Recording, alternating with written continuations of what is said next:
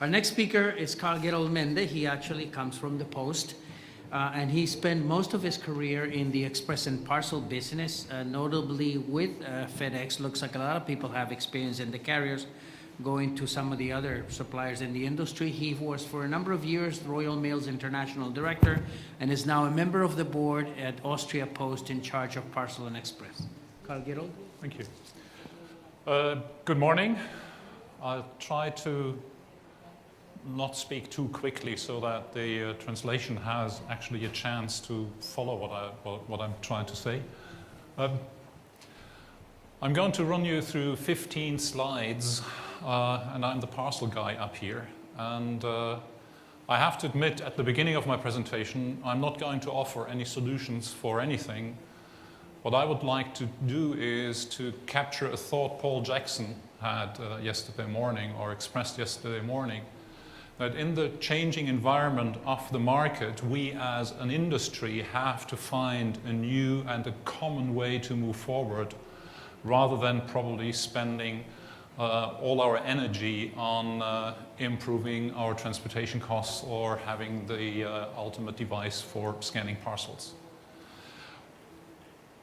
One slide on Austria Post looks a little bit boring because it's only Q3 2009, but we are a publicly listed company, just 1 out of 4 post offices traded at the stock exchange, so I cannot give you the 2009 numbers unless our supervisory board has approved them.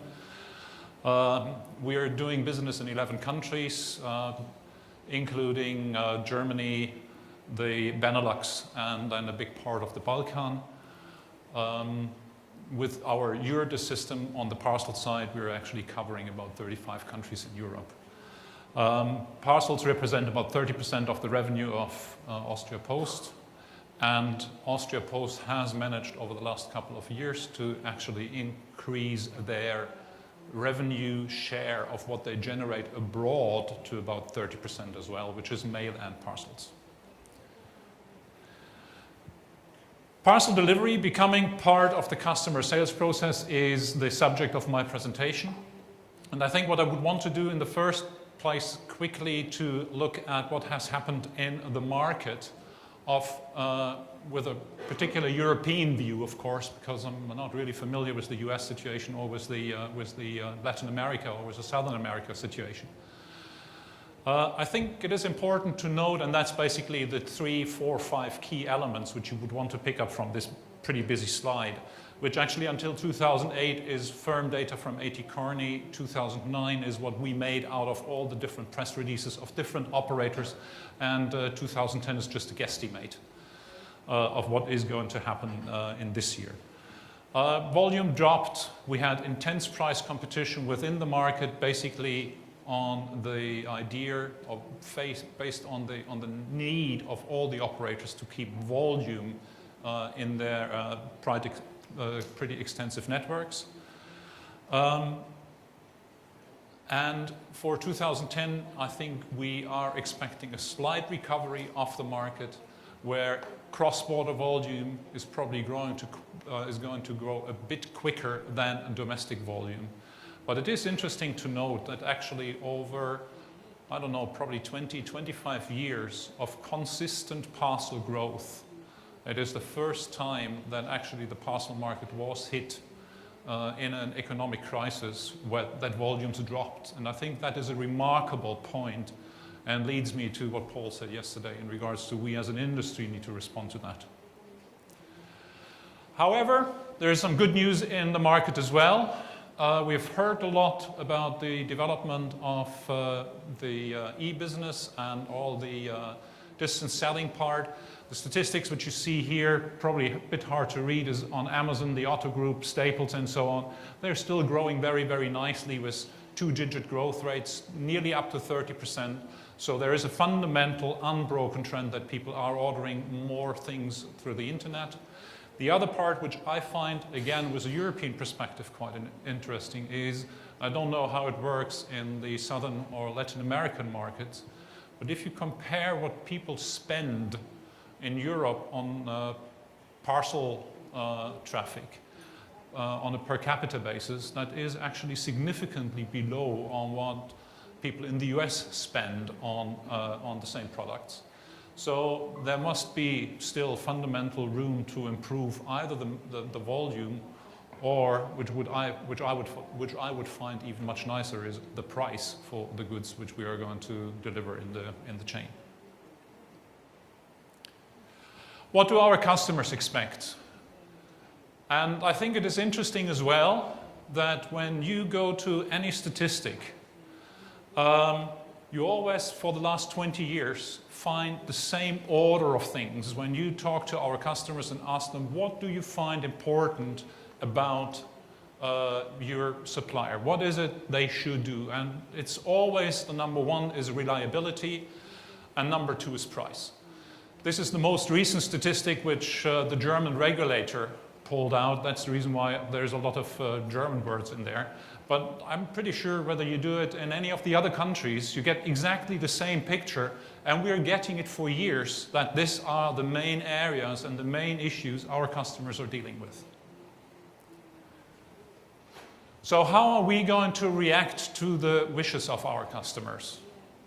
And we had a much better slide than mine yesterday when Pranab was presenting in regards to we're extending the value chain. We're going to spend much more time on pushing products from the beginning of the design down to production, down to trade, down to delivery, down to the customer.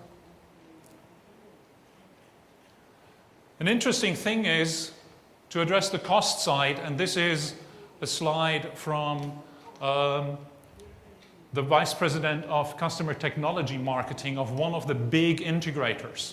I deliberately left the name away, is how we are focusing, and when we talk to customers, to tell them what they need to do in order to cut costs.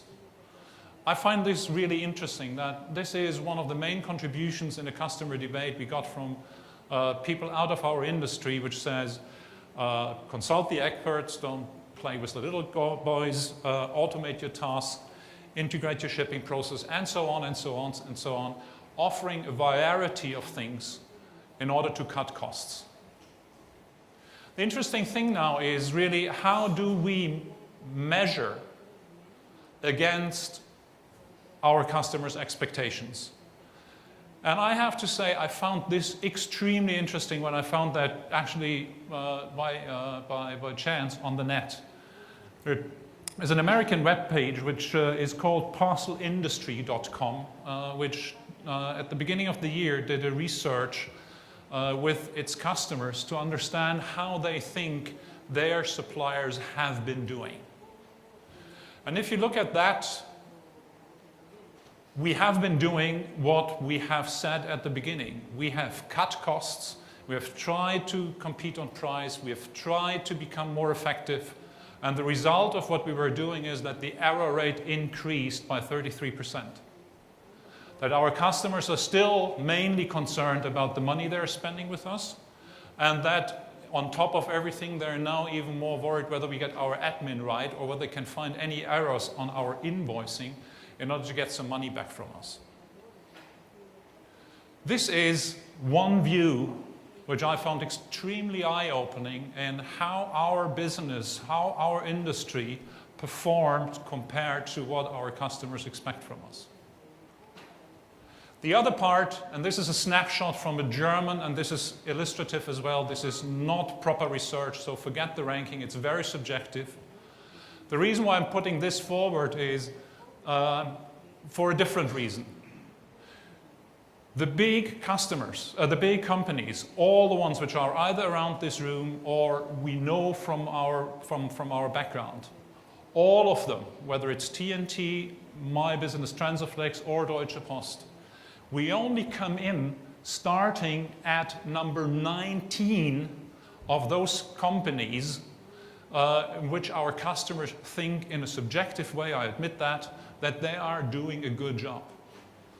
So there are 18 companies in Germany which obviously have a greater customer intimacy than we have and who are obviously working closer with their customers in regards to what they really need than any of the big boys. And I think that is astonishing to recognize. Because when you listen to presentations in these conferences, when you listen to what people are telling you how good they are, we've heard yesterday service levels are at a pretty high level. We all have 96, 97, 98% service level. We all do this, that, and the other for the customer. And quite frankly, the customer is telling us, if we really listen to him and not to our own propaganda, guys, that is not what we are really looking for. And I find that really eye-opening. So I think I probably could stop my presentation here. However, I would want to make one point which I really find important. Actually, what we're talking about is we wasted a good crisis. We as an industry wasted an excellent crisis to talk to our customers about something which they find more important than price and whether we are keeping our promise that we deliver in the way we are going to deliver. It's a bit in line with what Paul was showing yesterday. This disentangled push chain, and that's probably the only answer I have to offer here, is that probably if you take the second part of my slide, that is probably the only way how you can fix the broken push chain Paul was presenting yesterday in his presentation. We really need to start to look at the customer first, at innovation, and then we only provide the factory in order to get the goods out to our customers. In parcels industry, need to start the other way around.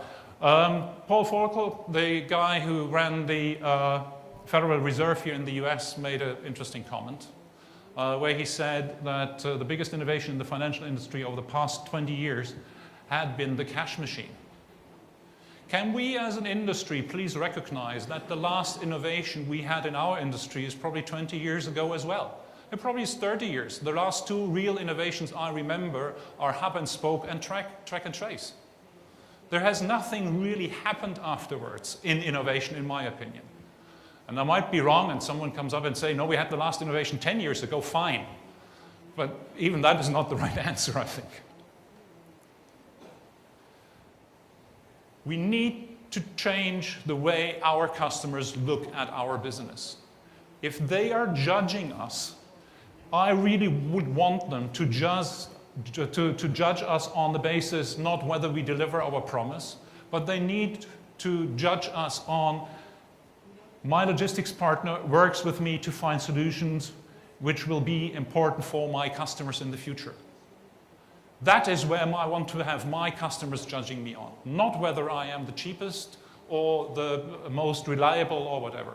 I want our customers to judge us that my logistics partner understands my market, that my logistics partner helps me to sell more. That are for me the judging criteria, the criteria which we need to introduce as an industry to our market. And then we all can compete on those. We can then have the competition on the things which really matter. Whether we help our customers to sell more, and we only will be able to do that if we understand their market, if we have the geographic coverage, if we keep our promises, and if we have the right price. But we need to change the question. And I think that is, for me, the most important part of, or the most important learning out of 2009. Which brings me to the end of my presentation. And the reason why I put it this way is, was the crisis actually good enough to make us think in new ways? Or was it a crisis which we all were hit pretty heavily over our head? We all had some problems to maintain our financial stability. But obviously, if I look at what is happening in the industry at the moment, it is probably not a good crisis. We probably need a bigger one in order to make sure that we change our approach, the way we are going to address customers. Thank you very much.